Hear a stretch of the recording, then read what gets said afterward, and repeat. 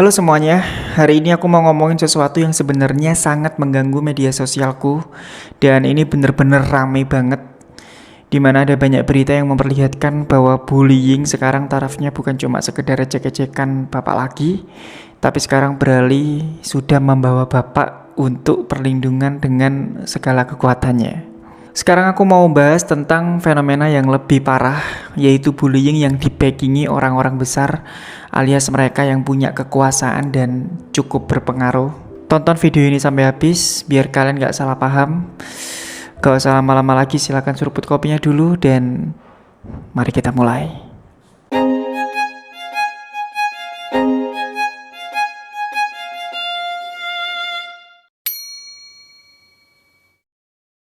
Kita semua tahu kalau bullying itu bisa terjadi di mana aja, di sekolah, kampus, tempat kerja, bahkan di dunia maya. Tapi ada kondisi di mana kasus ini semakin sulit untuk diatasi, yaitu ketika si pelaku punya backingan atau bahasa halusnya mungkin keluarganya punya kekuasaan. Entah itu guru, pejabat, aparat, atau bahkan mungkin artis. Tapi di sini aku ingin mencoba untuk berpikir secara logika dan gak mau menyalahkan orang tuanya. Kita bisa merasakan bahwa tidak ada orang tua yang anaknya ingin jadi pembuli atau dibully. Aku yakin hampir semua orang tua menginginkan anaknya adalah anak yang baik dan mau menghargai orang-orang di sekitarnya, meskipun dalam level yang berbeda sekalipun. Tapi ternyata tidak semudah itu. Justru banyak anak muda yang bermental sampah terus berpikir bahwa ketika keluarganya orang terpandang, mereka bisa melakukan apa aja seolah-olah mereka bilang bahwa aku kebal hukum atas ulah bodohku. Perkataan anak-anak bodoh yang apa-apa masih minta orang tua, mobil, HP, barang-barang branded, semuanya tinggal minta. Di rumah masih nyusu tapi di sekolahan berlagak sok jagoan. Belakangan ini aku melihat sedikit persidangan di mana ada seorang anak laki-laki yang bersekolah di sekolahan elit. Terus dia berani untuk bersuara tentang bagaimana bobroknya anak-anak yang ada di dalam sana. Dan jujur aku cuma sedikit melihat videonya karena aku merasa kesel dan gak tahu kenapa ngerasa ikutan emosi kalau aku nonton itu. Jadi di video itu dia bercerita kalau misalkan pembuli itu mengancam dia, memukul dia, bahkan mengkeroyok dia dengan ngata-ngatain kata-kata binatang yang menurutku lebih tahu diri binatang daripada anak-anak yang membuli itu. Aku sebenarnya gatel ingin membuka satu persatu foto-foto dari anak-anak yang merasa paling jagoan dan punya kekuasaan. Tapi aku mengakui aku harus menghindari UU ITE, jadi aku harus menahannya. Tapi kita coba beralih ke bagaimana keadaan korban yang dibully, dan ketika ingin membalas, sayangnya banyak ancaman yang membuat korban semakin takut untuk membalas.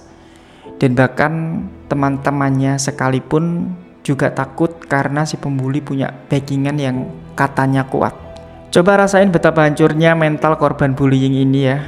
Ngerasa takut, gak punya kekuatan, ngerasa ingin mengakhiri hidup, gak berani untuk cerita dengan siapa-siapa, dan bahkan yang paling miris adalah terkadang mereka malah disalahin seakan-akan masalah ini terjadi karena kesalahan mereka. Akibatnya ya banyak korban bullying akhirnya menyerah dan memilih bungkam. Jujur ya, menurutku ini bukan situasi yang mudah diatasi memang. Bersuara itu memang gak semudah itu. Tapi kalau misalkan ini terjadi di keluargaku ya, adik-adikku, atau mungkin siapa aja lah ya, orang-orang terdekatku, mungkin aku akan berusaha menyelesaikan dengan hukum. Tapi kalau misalkan bisa lolos karena kejanggalan yang gak masuk akal, padahal sudah jelas buktinya dan ada saksinya, kemungkinan aku akan melakukan sesuatu yang sekalipun itu melanggar hukum. Karena aku yakin gak akan ada orang tua atau keluarga manapun yang terima jika salah satu keluarganya itu disakiti. Meskipun dengan bodoh sebenarnya aku gak bisa bertengkar dan gak pernah cari masalah. Tapi kalau misalkan ranahnya sudah keluarga, semua orang akan jadi versinya yang berbeda. Dan untuk menutup video ini, mungkin aku sedikit memberikan pesan sama teman-teman yang nonton ini. Jangan biarin teman-teman kalian yang anarkis atau membuli itu berkeliaran gitu. Kalau misalkan kita tahu ada korban bullying, mungkin kita bisa membantu mereka. Nggak harus dengan kekerasan, dukung mereka aja, dan kalau perlu ya laporkan ke pihak yang memang benar-benar berwenang. Jadi ya mungkin jadi tempat cerita buat mereka yang merasa dibully menurutku itu sudah cukup membantu.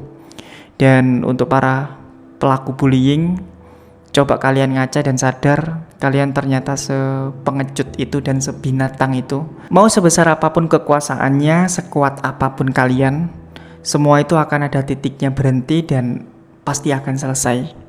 Ya, mungkin kita semua bisa jadi bagian dari perubahan ya. Mulai dari sekecil apapun, dengan gak cuek, dengan peduli, dan dengan berani ngomong kalau misalkan ada yang salah.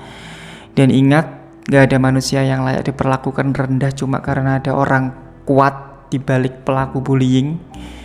Aku Bielsa dan sampai jumpa lagi di kisah selanjutnya.